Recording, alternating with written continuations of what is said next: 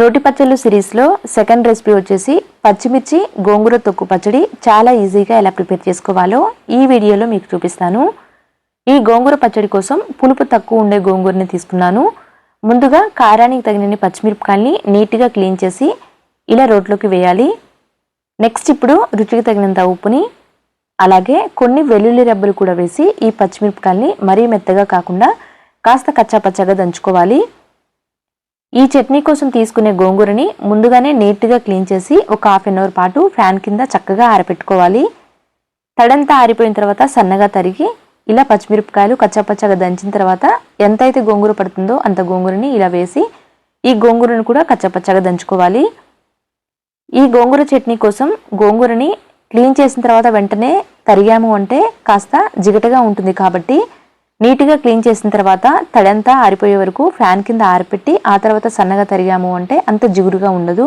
ఇలా వీడియోలో చూపిస్తున్న విధంగా కాస్త కచ్చాపచ్చగా దంచుకోవాలి. మరీ మెత్తగా నూరినా కానీ ఈ చట్నీ అంత రుచిగా ఉండదు కాబట్టి వీడియోలో చూపిస్తున్న విధంగా ఇలా నూరి ఈ పచ్చడిని అంతటిని ఒక ప్లేట్లోకి తీసుకొని పోపు పెట్టుకోవాలి. ఇక్కడ మనం పచ్చిమిర్చిని అలాగే గోంగూరని రెండింటిని వేయించకుండా పచ్చివే రోట్లో వేసి నూరుతాం కాబట్టి ఇప్పుడు పోపు పెట్టేటప్పుడు పచ్చివాసన పోయే వరకు చక్కగా ఉడికించుకోవాలి. అప్పుడే పచ్చడి రుచిగా ఉంటుంది. ఇప్పుడు పోపు కోసం స్టవ్ మీద అడుగు మందంగా ఉండే ఒక పాత్రని పెట్టి తగినంత నూనెని వేస్తున్నాను. నూనె కాస్త ఎక్కువగానే తీసుకోవాలి.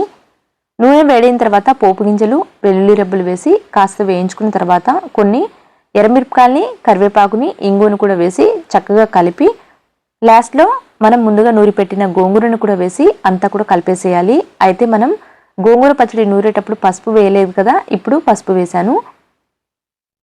ఇప్పుడు ఈ గోంగూర పచ్చడి కూడా వేసేసి అంతా కూడా చక్కగా కలిపి మూత పెట్టి కనీసం 15 నిమిషాల పాటు లో టు మీడియం ఫ్లేమ్లో పెట్టేసి మధ్య మధ్యలో కలుపుకుంటూ పచ్చివాసన పోయే వరకు చక్కగా మగ్గించుకోవాలి. గోంగూర ముదురుగా ఉన్నట్లయితే ఇంకొంచెం ఎక్కువ టైమే పడుతుంది.